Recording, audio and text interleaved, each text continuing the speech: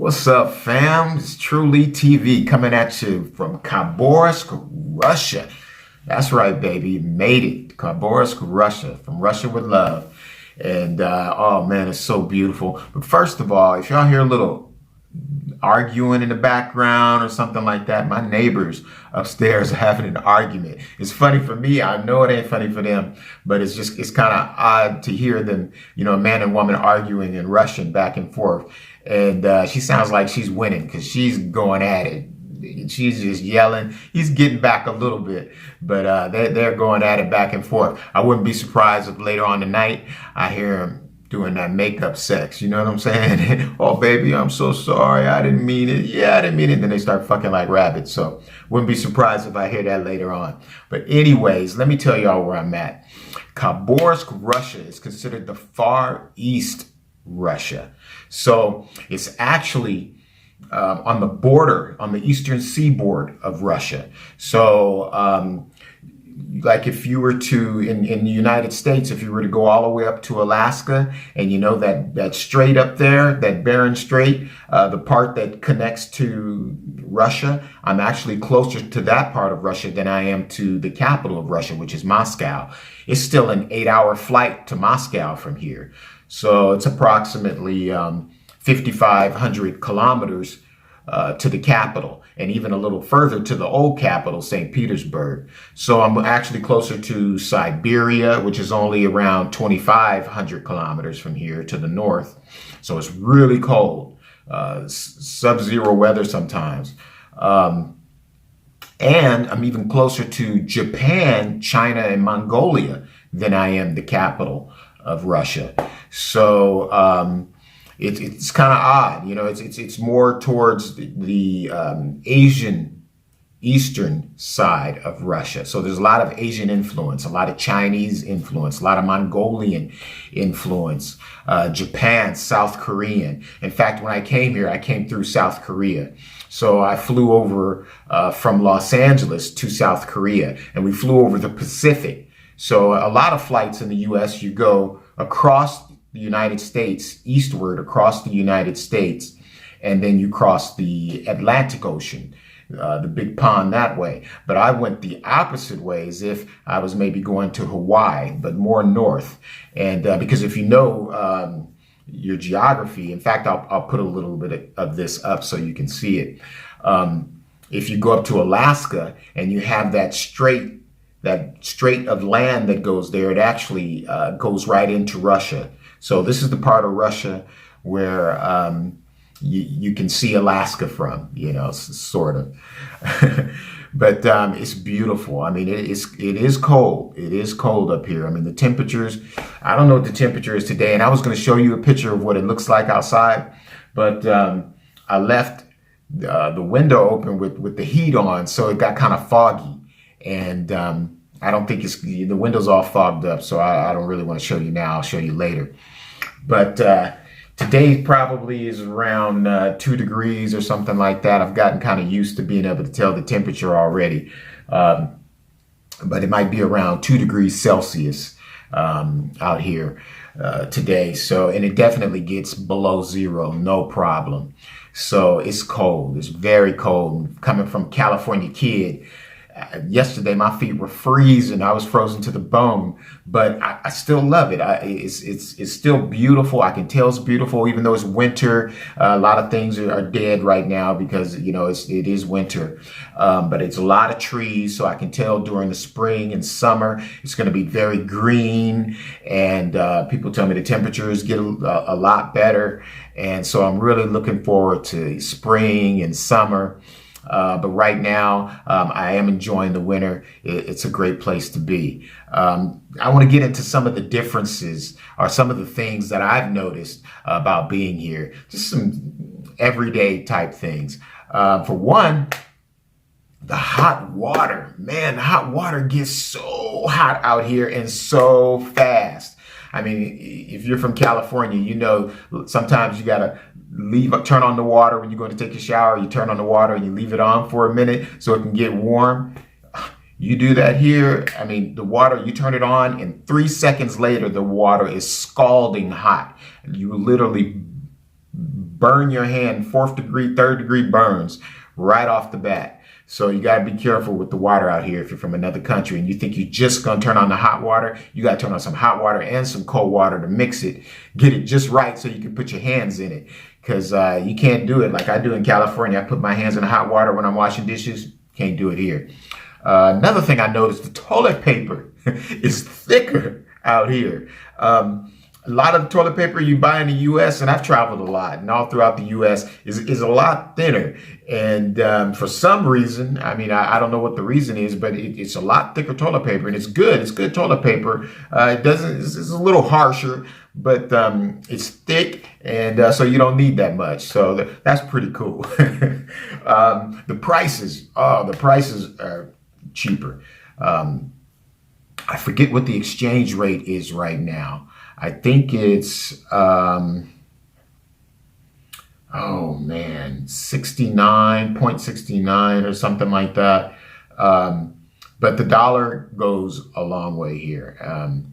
If you're spending American dollars, you're going to have a lot more. Like say, 1,000 rubles. I went to the store the other night and spent about 1,000 rubles. 1,000 rubles is $15 or just under $15, like 14 something.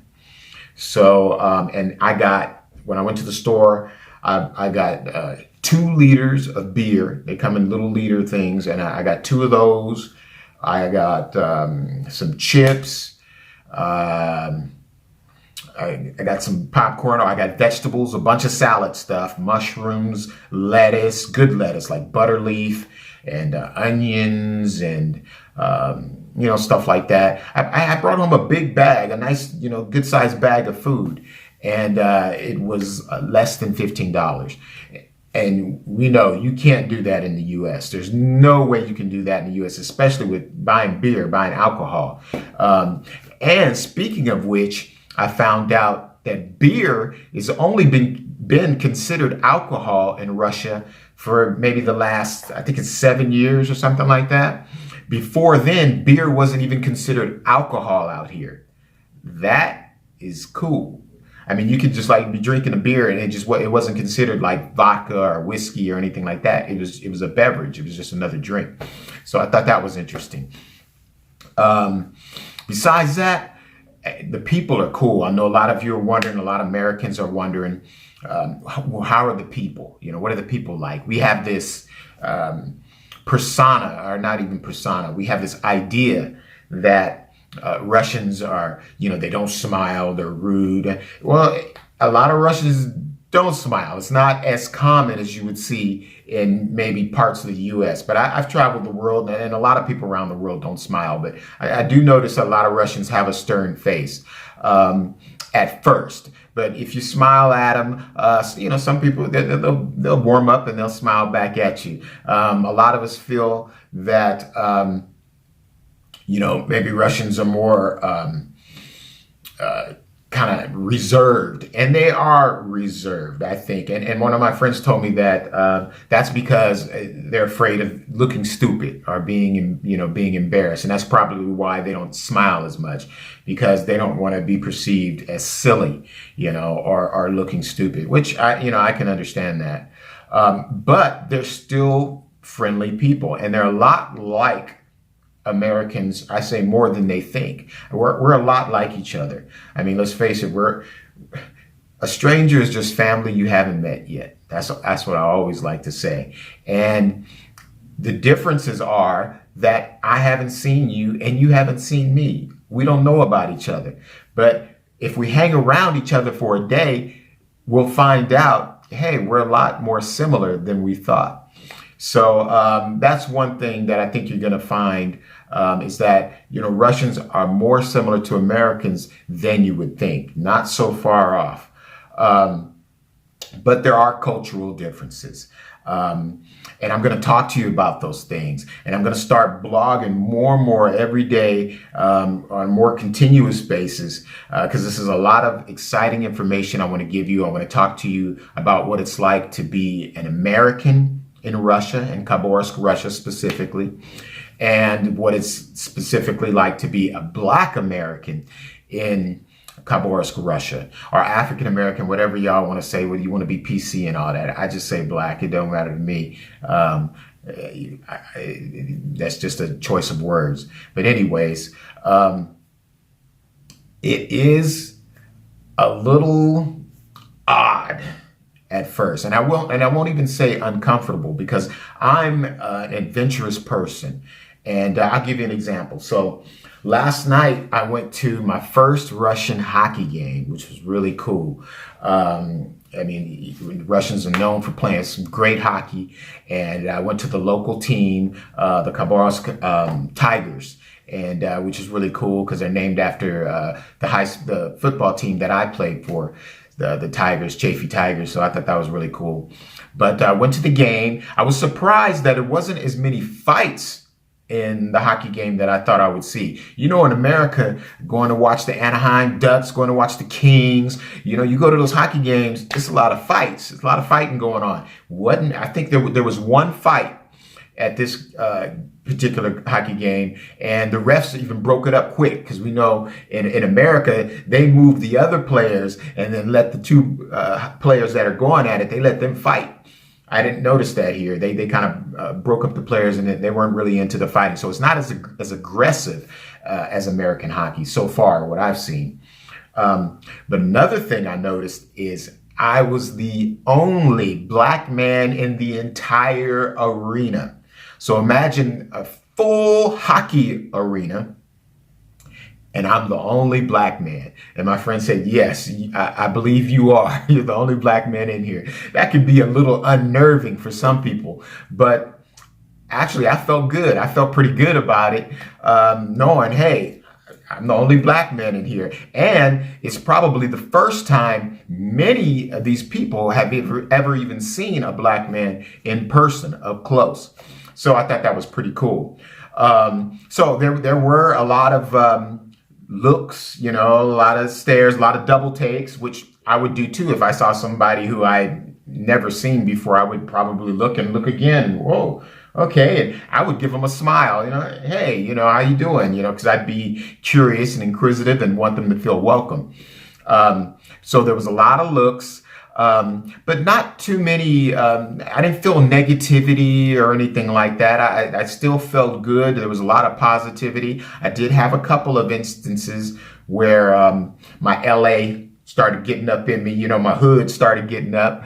I'll tell you about those. One was I was walking down in the arena, walking down the hall, trying to find my seat, and I stopped at a doorway.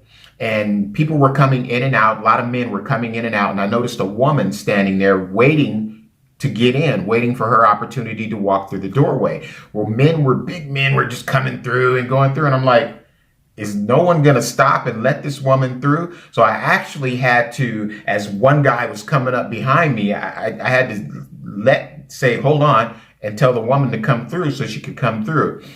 And she went on ahead and came through. And I thought that was kind of odd, but my friend told me that that's not uncommon, that chivalry or being a gentleman is not as common out here as you would think. And at least Khabarovsk, I don't know what it is, what it's like in other parts of Russia, but in Khabarovsk, it doesn't, she told me that she doesn't see a lot of chivalry because I like to, you know, open doors for ladies. You know, I like to let them go first. I mean, that's the way my mama raised me. My mama raised me like that. I was raised by a strong black woman, beautiful black woman, and she taught me how to treat women.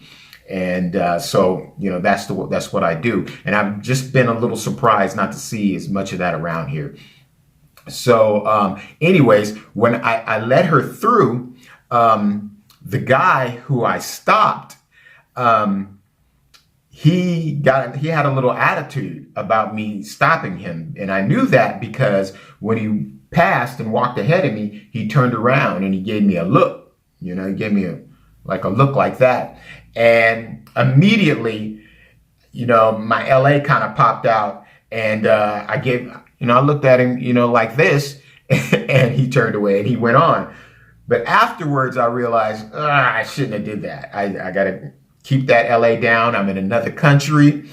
I don't want to get into any fights out here. I don't want to end up in any Russian jails or prison. So I got to keep that to a minimum. I got to put my LA in check. So that was one instance. And there was another one at the arena as well when I was leaving, or when we were leaving in the car. And so we're in the car and we're trying to get out the parking lot. And, you know, as when you're in the parking lot, you have to wait your turn and people go, and then you find your way and you work your way in. So we're stopped and we're about to work our way in. We were only sitting there maybe, not even a minute. It had to be maybe 30 seconds. And let's just say it was 1 minute, which it wasn't even 1 minute, maybe 30, 40 seconds. And a guy comes and he knocks on the window, the driver's side window, which is on the right side. In Russia, the car's driver's side is on the right side, and I'm in the passenger side on the left. So he comes and knocks on the window, and I wasn't driving. My friend was driving. So I told her, oh, this guy's knocking on the window. And in my mind, I'm thinking he's probably going to say, oh, your tail light's out, or, maybe something's wrong with the car, and, trying to help her out. Well, she looks over there and the guy's like, come on, hurry up. What he was motioning is, could you work your way in, because I'm behind you and I want to hurry up and get out of here, and I need you to hurry up and get out of here. Which I thought was crazy. It was weird because, as you know, in LA, especially in the hood where I'm from South Central Los Angeles, you would not see this. Maybe in New York. New York can be a little crazy. People get a little, wild.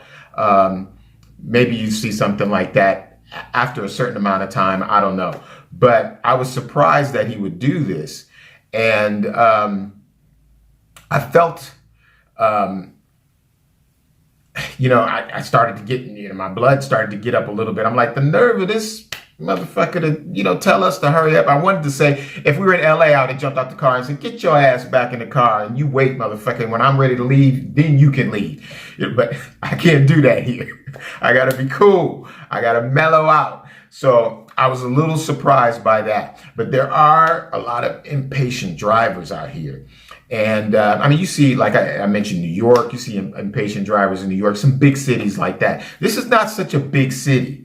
In fact, this is more of a smaller city. It's not such a huge city compared to LA cities, like LA. Compared to LA or New York or something, or Chicago or something like that, and Dallas. It's not that big.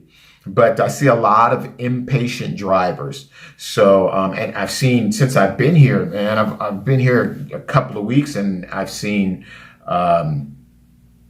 maybe 10 accidents. Maybe 10 accidents already. So that's a lot. And it's not just because of the snow or slick roads, because the roads are actually pretty clear and clean of snow. There are a lot of potholes and stuff like that. Like in LA, we got a lot of potholes. So they have a lot of potholes, and that's probably because the snow and the weather is tearing down the roads. So I can understand that.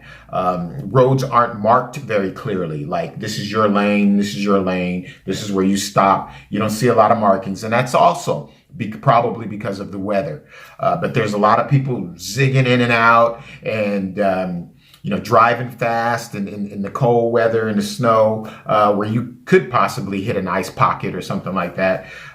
So it seems like that's what's happening, because a lot of people are hitting each other, and a lot of fender benders and stuff like that. So that's some of the other stuff I noticed. So I wanted to time myself. I was looking at my watch because I wanted to time myself, and I didn't want to talk too long.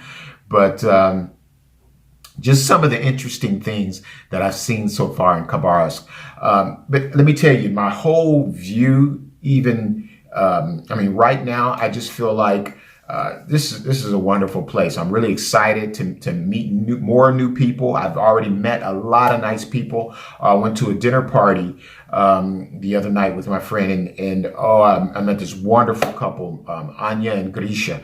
And Grisha, her husband, he likes to cook like I like to cook, and he whipped up this meal for us. Actually, we all contributed to the meal. We made dumplings. We made traditional Russian dumplings, and so we all sat together at the table, and he rolled out the dough, and then he passed us little pieces of dough, and then we all put the stuffing in and made the dumplings together, and then he put them in the pot and cooked them and brought them back out, and we could eat them as soup, or we can eat them just as the dumpling itself. And it was just a real nice experience. It was like a family experience. Even though these were people I just met, they really made me feel like family.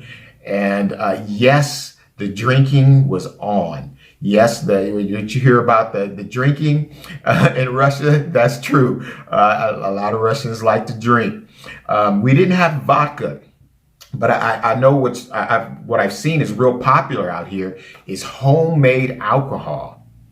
A lot of homemade alcohol. Now, in the States, we don't drink too much homemade alcohol. It can be dangerous. In fact, most people don't know how to make it. But down in the southern states, we used to see a lot of that. Remember moonshine and all that? We see that type of stuff. But this is even better than that. I mean, we've all heard stories. You drink the wrong moonshine, you can go blind. This stuff, they've got it down. They know how to make alcohol here. They know how to make it real good, safe and tasty. And very high proof. This alcohol it's got to be 100 proof, I'm sure. It's not 80 proof alcohol like you see in the United States. This is 100 proof alcohol. And I've had I tasted some vodka, some like lime vodka. Oh, it was so delicious. And then I've also tasted some whiskey, which I had that night. Grisha gave me some homemade whiskey.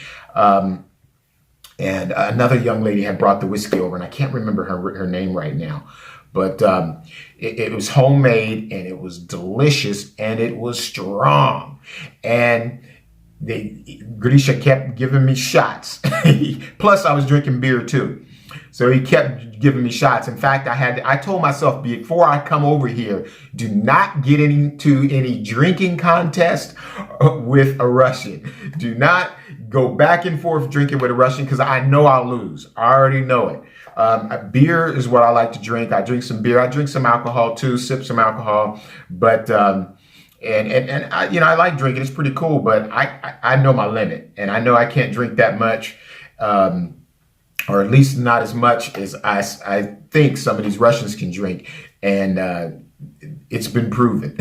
It's been proven because by the time I left there, thank God I took a taxi. We took a taxi because by the time I got back, I was toasted.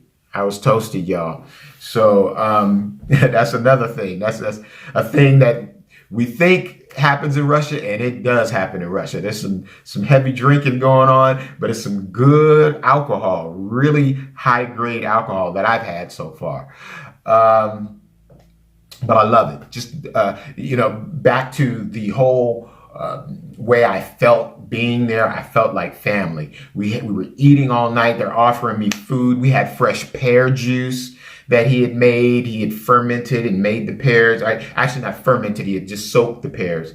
And that was delicious, which probably added to me getting even more drunk because, the sugar content in the pears and more sugar in your blood, it's just going to make you more and more drunk. But I didn't get out of hand. I won't let that happen. I'm not going to let myself get all pissy drunk. That's not going to happen. But I was buzzed. I was for sure buzzed. But felt like family, felt like I was home. So that's why I felt even more comfortable to drink like that because they really made me feel like home. And that is the general feeling I get from a lot of people that I meet. And of course, there's good and bad people everywhere you go. But everyone I've met here has been really cool, really loving, really friendly. I met a girl last night at the hockey game, and just as friendly as can be, wanted to take pictures. That's another thing. You're going to find people wanting to take your picture. As as an American, period. But they really don't. I stand out more because I'm a Black American. If I'm just American, maybe I'm Caucasian, I'm white American, I wouldn't stand out as much. And you might not know I'm an American until I talk. But they can see right off, oh, I've never seen this guy before. He's a Black man. Let me go talk to him. Let me take a picture with him. A lot of people are going to want to take a picture with you. And I don't mind. I think it's cool. I think it's a pretty cool thing when, people just want to share, like, hey, I met a Black guy and he was cool. And that's why I have a good attitude whenever people want to do that, because I want them to know that, hey, all Black people aren't like what you see on TV. It's not, they don't have attitudes, or they're not mean or anything like that, because, some people think that they don't all have the rap persona as a rapper, but, they're just like us, just cool people. And so that's just the main thing that I think, the main vibe that's going on here, and the main message that I want to bring here. I just want to bring love, share food, share stories, and help people to know that, hey, we're all one. We're all just family. We're strangers, but we're family, and we just haven't met yet. So I know I've been talking a long time, but once again, I'm going to stay on this blog, guys, and I'm going to be doing this more and more often. So be looking for it. And I'm looking forward to telling you so much about Khabarovsk, Russia, and what a beautiful place it is. And bring your ass out here so you can see it's the place to be. Lee from TruleeTV, signing out. Much love.